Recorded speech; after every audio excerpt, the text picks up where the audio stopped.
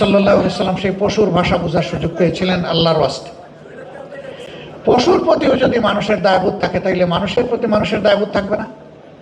আর এখানে আমরা যারা আছি তারা বড়ই সৌভাগ্যবান যে মানুষ যখন বিপদে পড়ে অসুস্থ হয়, আহত হয়, তখনই আমাদের কাছে আসে।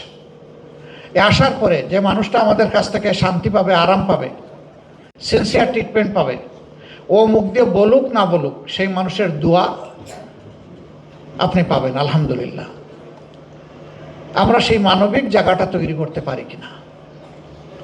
আল্লাহ আমাদেরকে যে বিবেক দিয়েছেন সেই বিবেক অনুযায়ী আমরা দুনিয়ার সামনে একটা মডেল উপস্থাপন করতে পারি কিনা?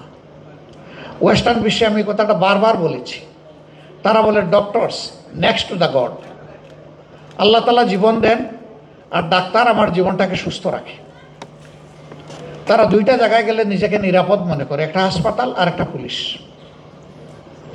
আমরা আমাদের জায়গাটা সুন্দর করতে পারি কিনা? বিবেক অনুযায়ী চলতে পারি কিনা? আল্লাহকে ভয় করে চলতে পারি কিনা? হাসরের দিন কিছু মানুষকে আল্লাহ আটকায় দিবেন, বললেন ওরে বান্দা তুমি তো অনেক নেকি করে এসেছো, কিন্তু আমার একটা হক তুমি আদায় করো নাই। আল্লাহ বলবেন সেই হকটা কি? আল্লাহকে এই বান্দা জিজ্ঞেস করবে, হে আল্লাহ সেই হকটা কি আমার উপর আপনার? বলবেন যে আমি অসুস্থ হয়ে তোমার কাছে গিয়েছিলাম, তুমি মন ভরে সেদিন আমার সেবাটা করো নাই।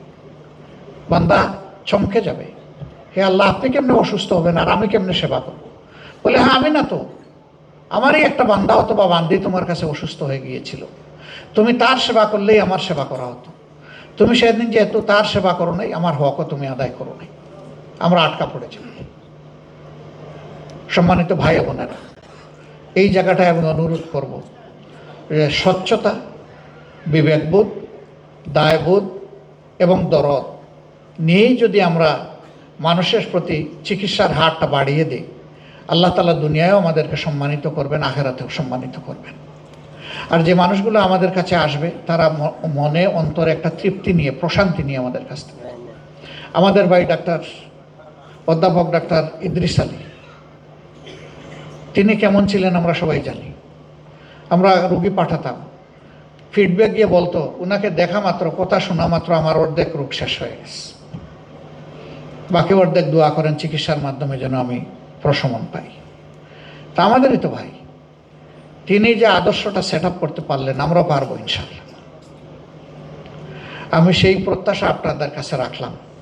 আল্লাহ তাআলা আপনাদের সকলকে দেহের নয় শুধু মনের চিকিৎসা করার সেই সুযোগটাও দান করুন এবং মানুষের দোয়া লাভ করার সুযোগ আল্লাহ তাআলা আপনাদেরকে দান করুন। ইফতারের সময় হয়ে গেছে, কথা আমি আর বাড়াবো না। এখানে মাস্ক